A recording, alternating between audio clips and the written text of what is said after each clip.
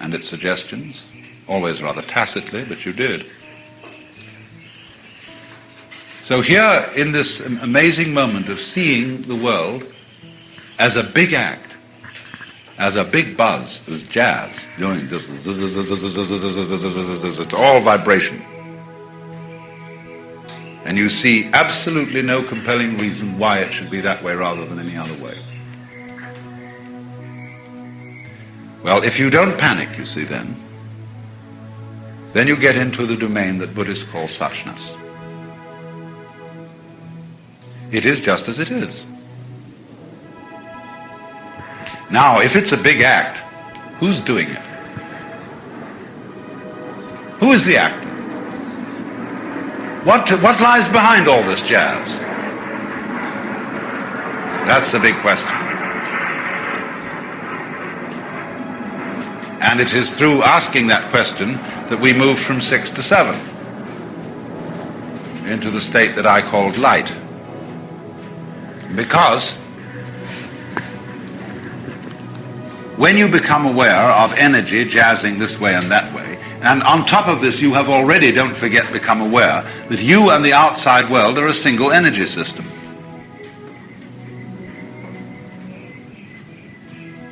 Then what is it?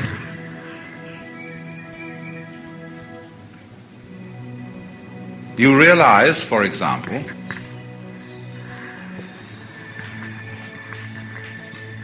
I do not exist as I at all, unless there's something else that's other. And that immediately is the clue to the fact that self and other are polar. They go together. Well, how do they go together? All right, put it the other way around. What would you do if you were God? If you were the works, in other words. If you were this whole capacity for patterning energy, what would you do? Well, you'd first of all have to draw the line somewhere and then proceed. You'd have to make a difference.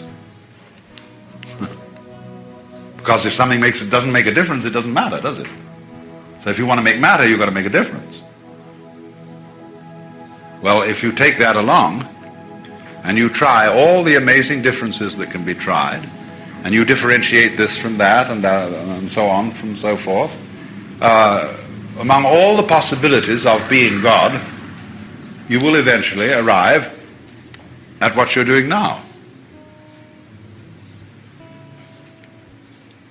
To you be just this sort of circumstance, because this will be one of the infinitely many things to do, with certain restrictions on you, which of course you have tacitly originated, because you wouldn't know where you were without them. And then you suddenly see with this astounding clarity that the energy may symbolize itself to you as a sensation of intense light.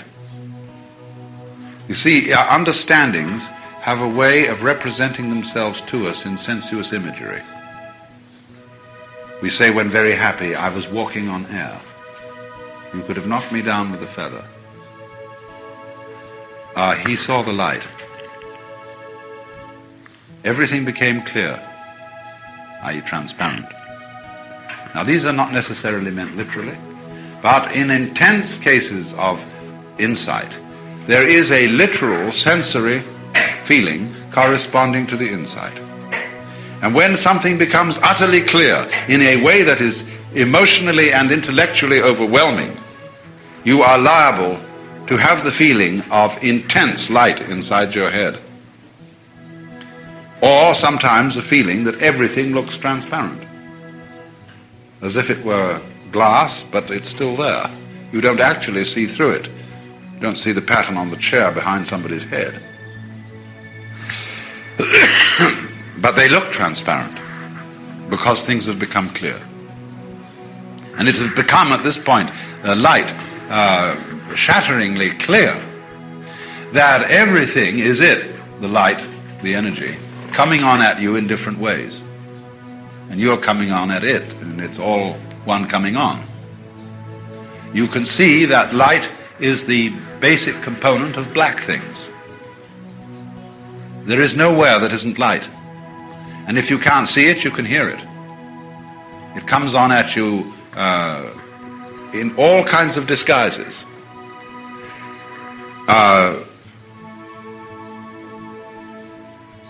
So here you see it's tabling. Here it's handing. Here it's revolving. It's dancing all sorts of patterns. And you're it.